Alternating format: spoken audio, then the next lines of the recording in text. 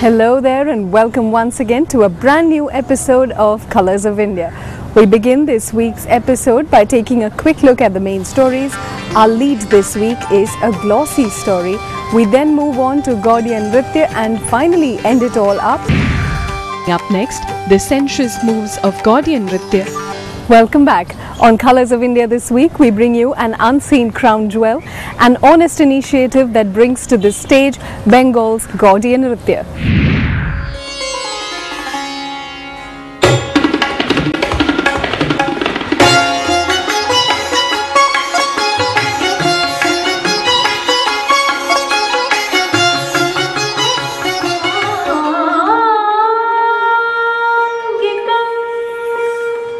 Gaud was once a thriving dynasty ruled by the great Shashanka.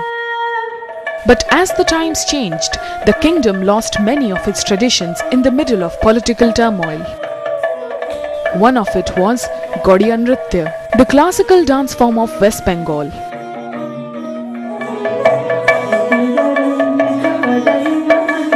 Unlike other forms, Gaudiya Nritya vanished quickly, devoid of patronage.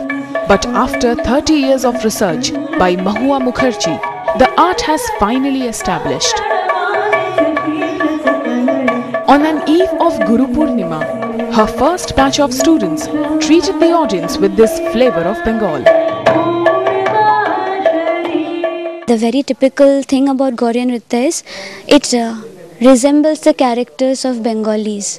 You see, they are very soft, kind of soft-hearted in nature, but when the independence struggle came in, it was the Bengali was the first martyr. So same with the dance form, it is together vigorous as well as graceful. Tandava and Lashya are equally blended over in here.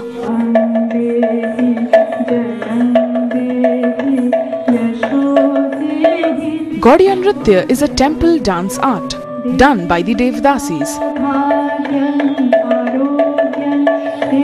Following the similar pattern of a classical repertoire, the dance begins with a salutation to the Almighty, which is then followed by Durga Mangalacharan.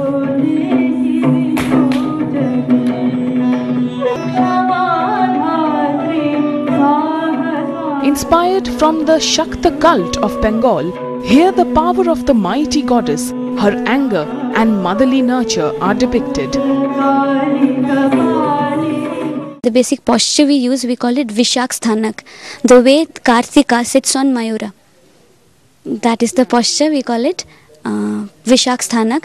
Our hand movements, all these you'll see some roundish patterns. Just as the sculptures or the architectures of Bengal, if you go to the mandir temples, you will see that the architecture in the ground, it is square or block form, and as we go up it is roundish in pattern. So in Gauriya also we find that pattern. When we sit, the Vishak Sthanak is quite squarish, and the hand movements or the upper body movements we do, more or less those are roundish. All these different ragas which we are already acquainted with, but the application is a bit different. That's what I have found.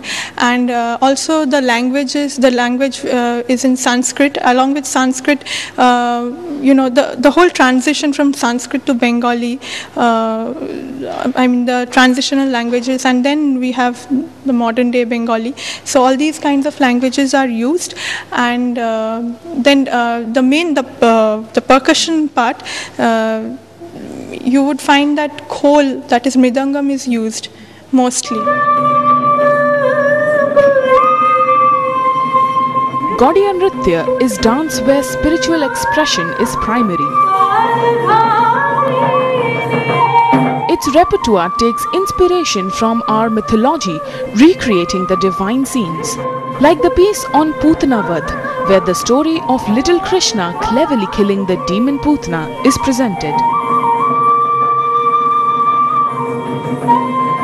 The dance in all its flexibility is very dynamic and rounded, as it is a mixture of Chhau and Shringar.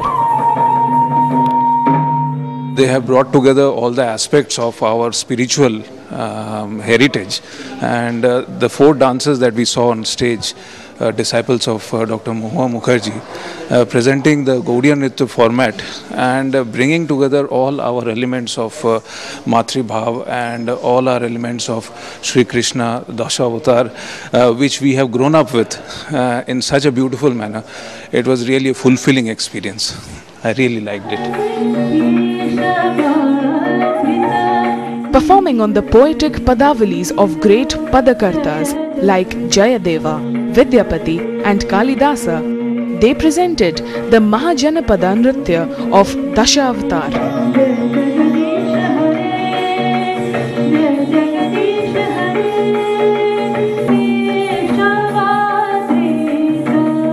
In this presentation, the 10 incarnations of Lord Vishnu are metaphorically presented, symbolizing the evolution of mankind.